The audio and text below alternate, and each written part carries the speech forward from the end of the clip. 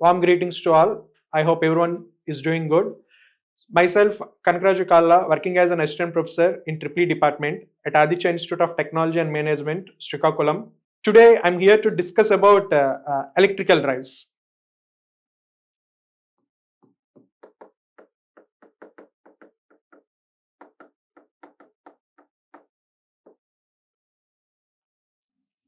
So you see, the most of industries are utilizing drives. That drive may be a DC drive or it may be an AC drive when it is coming to their applications. So I can say without drives, there is no industry. So almost all industries, they are utilizing drives. When it is coming to the drives, so their speed has to be in our control. So for few applications, they need only constant speed drives, but majority of applications, they demands variable speed drives. So to control the speed of those variable drives, it may be an AC drive or it may be a DC drive. So there are conventional methods like armature voltage method or flux control method. By using these conventional method, so we are in a position to control speed of drives. But the problem with these conventional methods is power wastage. So to mitigate that power wastage, there is a power electronic converters. By employing these power electronic converters, we can control speed of drives, and that too by using this, the power wastage is going to be minimized, and by using firing angle, we can control speed of drive in a smooth manner. So these are all the advantages of integration of power electronic equipment with DC drives, or it may be an AC drive. So electrical drive is a combination of, or it is an integration of power electronic equipment with drives. So by combining these two, we can have a subject name called electrical drives. So now we will see the schematic diagram, and later we will see one single phase, later we can see one example on electrical drives.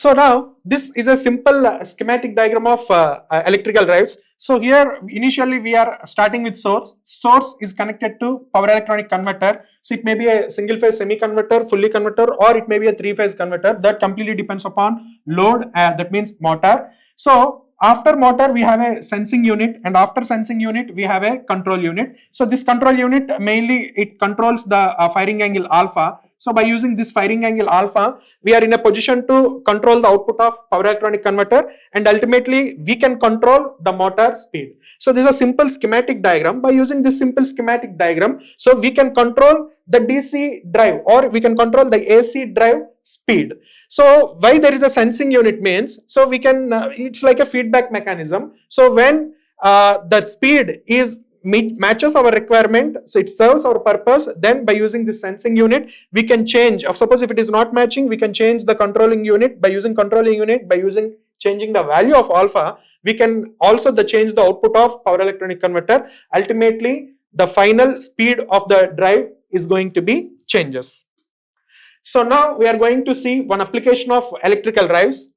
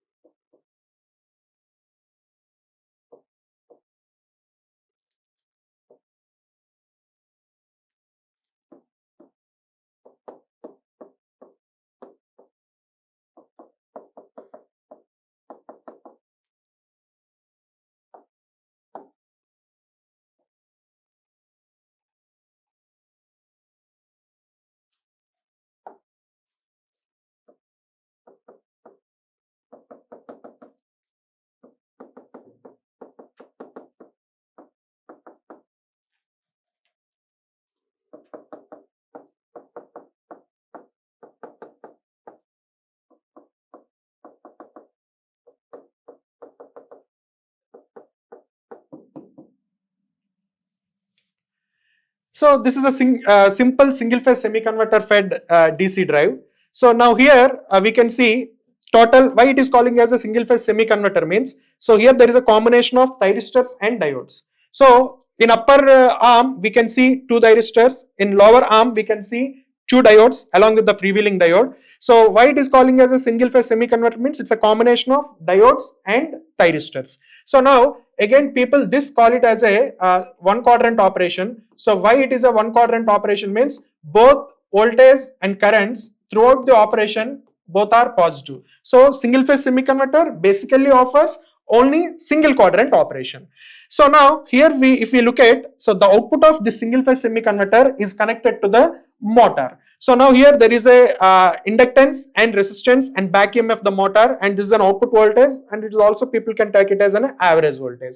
So now how the operation is going on means, once we look at the waveforms, here we can see this Vs is nothing but a input voltage, and this Va or V0 is nothing but a output voltage, and Ir I0 is nothing but a load current or current flowing through the motor. So now initially what happens during positive cycle, here we can see positive cycle of input waveform, negative cycle, and also the positive cycle. So during first positive half cycle, what happens means, so thyristor T1 and D1, thyristor T1 and diode D1 becomes forward bias. Thyristor T1 and diode D1 becomes forward bias, and these two acts like a closed switches. So that is a basic operation of these thyristors and diode D1. And thyristor T2, diode D2, they are in reverse bias, they acts like an open switch. So now when thyristor T1 and D1 is acting like a closed switch, because both those two are in forward bias, output voltage waveform as it is following input waveform. So that means whatever the input waveform is there, according to that we are able to get the output voltage waveform VA. So now here the alpha is nothing but firing angle. Why? Because as thyristor has to be turned on means we should give some firing angle. So that firing angle is nothing but alpha. So output voltage following similar pattern of input voltage. So now after pi means at this point the thyristor T1 becomes reverse bias. Why? Because after pi it is going to be reverse bias, and it acts like a closed switch, and during that, so this freewheeling diode comes into picture. So what happens during that period, during the transition period, that means during pi to pi plus alpha. So here this transition period, it's a small period. So what happens this small period means freewheeling diode comes into picture, its operation comes into picture. So that's why I have mentioned here freewheeling diode.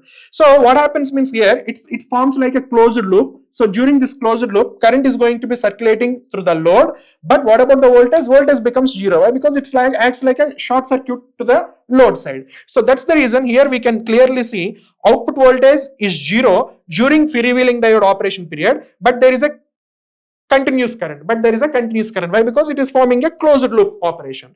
So now after pi, again we are giving pi plus alpha. That means, so this thyristor T2 and this diode D2 comes into picture. So pi plus alpha is a firing angle. That pi plus alpha we are giving to thyristor T2 and diode D2. So these two becomes forward bias, and these two becomes reverse bias. So these two becomes reverse bias. So these two becomes forward bias. So now output voltage T2 D2. So T2 D2 is responsible to provide output voltage. So output voltage follows input voltage waveform pattern. So this continues, this keep on continues, and we are able to get, there is a controllable output voltage at the load side. So how we are able to get the control output voltage at the load side means by controlling firing angle alpha. So this is theoretical point of view. Now same thing we will see through mathematical analysis, how by changing alpha, speed torque characteristics of this particular DC motor, DC drive is going to changes.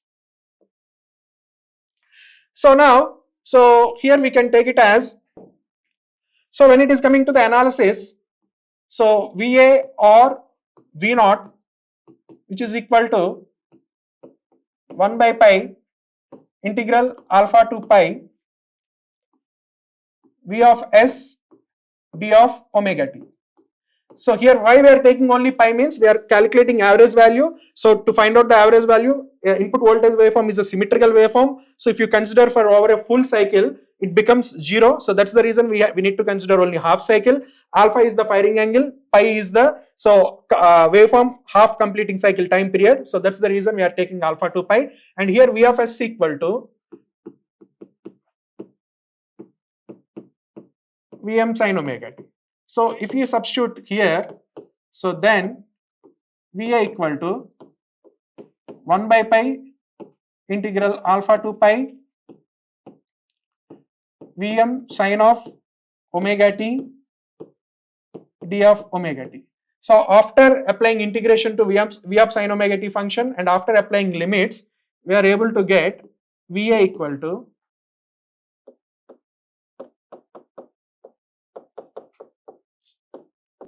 Vm by pi 1 plus cos alpha. So this is nothing but our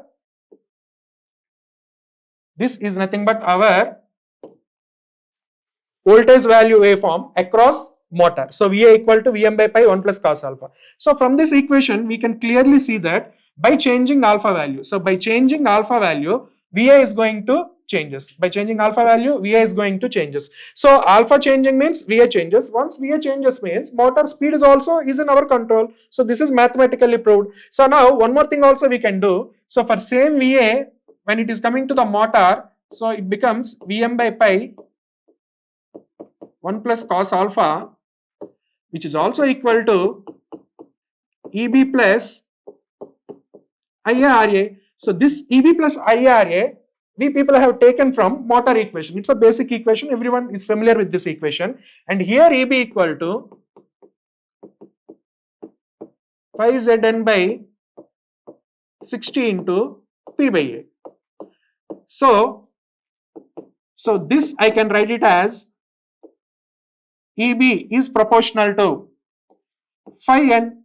Why? Because all are constants, Z is constant, 60 is constant, poles are constant, number of armature parallel paths are also constant. So EB proportional to phi n. So now this I can write it as,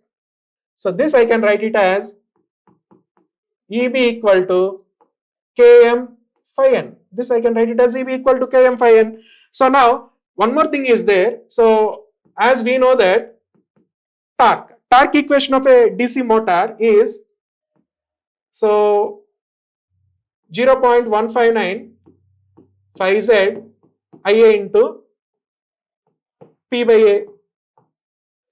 So now we can substitute this EB in this equation, so that we can take it as equation 1 and this we can take it as equation 2. So if you substitute equation 2 in equation 1, what we will get? So we will get Va equal to, so here EB is Km phi n plus IARA.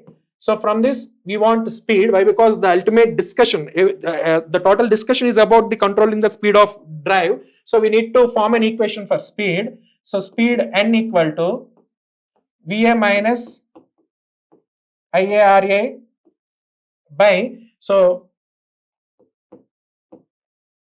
Km phi. So from this equation, so n equal to speed equation n equal to Va minus IARA by Km phi. So now this is a speed equation. So now similarly we can write torque equation also from this equation. So from this equation, so TA is proportional to Km TA.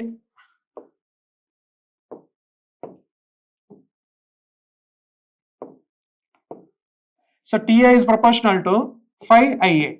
So what about remaining parameters? 0.159 is constant. So Z is constant, P and A are also constant. So TA is proportional to phi Ia. And as we know that it's a, here TA is proportional to, so TA equal to Km Ia. So this is torque equation. So this is torque equation. So now by using these two equations, like speed equation and torque equation, so now we people able to draw speed torque characteristics.